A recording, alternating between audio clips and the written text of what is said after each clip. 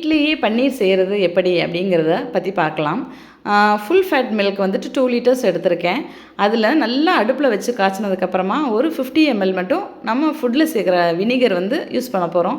பாருங்கள், வினிகர் சேர்த்ததுக்கப்புறம் நல்லாவே தனியாக பிரிஞ்சு வரும். அந்த ஃபேட் எல்லாமே தனியாக பிரிஞ்சிடும், வே வாட்டர் தனியாக பிரிஞ்சு வந்துடும்.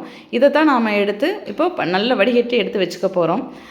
இந்த மாதிரி அகலமான பாத்திரத்தை எடுத்துக்கிறேன். அது மேலே ஒரு பெரிய பாத்திரத்தை கவுத்தி வச்சுக்கிறேன். எதுக்காகன்னு பாருங்கள். இது வந்து பன்னீர் தனியாக நாம் செய்கிறதுக்காகவே வாங்கின ஒரு ட்ரே. நல்ல யூஸ்ஃபுல்லாக இருக்குங்க. இதை எடுத்து நம்ம மேலே செட் பண்ணி வச்சாச்சு. இதுக்கு மேலே நம்ம தயார் பண்ணி வச்சுருக்கிற அந்த மில்கை வந்து விட்டுருக்கோம். பாருங்கள், அழகாக தனியாக பிரிஞ்சு வந்துருச்சு. அந்த வே வாட்டரை நான் நிறைய யூஸ் பண்ணிக்குவேன். சப்பாத்தி மாவு இப்போ செய்கிறதுக்கு யூஸ் பண்ணிக்கலாம்.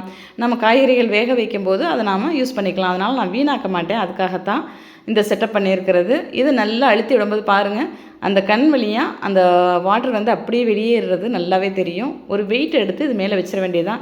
ஒரு 1/2 அன் ஹவர் இருந்தாலே போதும், செட் ஆகிடும். பாருங்கள், சூப்பரான பன்னீர் வந்து நம்ம வீட்டிலையே ரெடி பண்ணியாச்சு. ரொம்பவே சிம்பிள். விலைக்கு வாங்காமல் அதில் என்னமோ கெமிக்கல்ஸ்லாம் தயார் பண்ணியிருக்காங்க, கலந்துருக்காங்கங்கிறாங்க. ஸோ அது எந்த ஒரு பயமும் இல்லாமல் நம்ம தாராளமாக வீட்டிலே செஞ்சுக்கலாம். நானே வீடியோ எடுக்கிறதுனால சிங்கிள் ஹேண்டில் பண்ணுறதுனால கொஞ்சம் கட் பண்ண வரலை. பாருங்கள், நல்ல சாஃப்டாக ஃப்ளஃபியாக அவ்வளோ அழகாக பன்னீர் வந்துருச்சு. 2 லிட்டருக்கு தாராளமாக 1/2 கிலோ அளவுக்கு பன்னீர் வருதுங்க. சூப்பராக இருக்குது. இந்த பன்னீரை வச்சு நாம் இன்றைக்கி சூப்பராக ஒரு சப்பாத்திக்கு ஸ்டஃப்டு பண்ண போகிறோம்.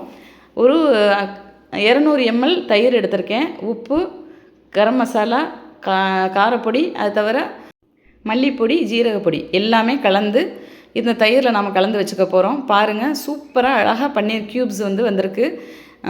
ரொம்பவே நல்லாவும் சாஃப்டாகவும் இருக்கும். இதை நாம் கலந்து வச்சுருக்கிற அந்த தயிரோடு சேர்த்து மசாலாவோடு நாம் இதை கலந்து எடுத்து வச்சுக்க போகிறோம்.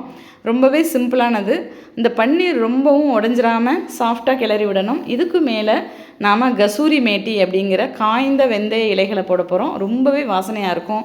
கொஞ்சம் எண்ணெய் விட்டு இதை அப்படியே நம்ம வதக்கி எடுத்துட்டு கொஞ்சம் வெங்காயம், குடைமிளகாய், தக்காளி எல்லாம் சேர்த்துட்டு நல்லா மூடி வச்சு எடுத்தோம் அப்படின்னா சூப்பரான சப்பாத்திக்கு உள்ளே வைக்கிற ஸ்டஃப்டு கிடச்சிருங்க.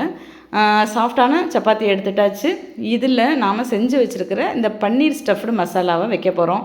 வச்சு ஒன்று சாப்பிட்டாலும் ஃபுல் ப்ரோட்டீனோட நல்ல ஹெல்த்தியான வீட்டிலையே தயார் பண்ண பன்னீர் ஸ்டஃப்டு மசாலா கிடச்சிருங்க.